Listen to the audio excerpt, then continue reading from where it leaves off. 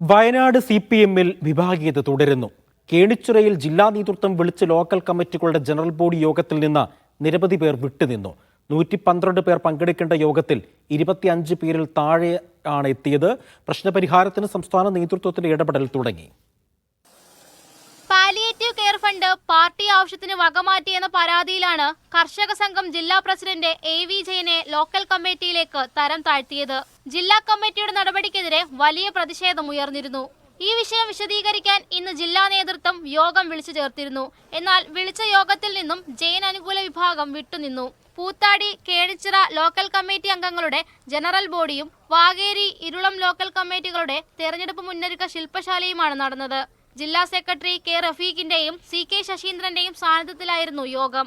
ജില്ലയിലെ മന്ത്രി കൂടിയായ OR കേളുവിനെ ഇടപെടുത്തിയാണ് പ്രശ്നപരിഹാരത്തിനായി സംസ്ഥാന നേതൃത്വം ശ്രമിക്കുന്നത്. മീഡിയ 1 വയനാട്.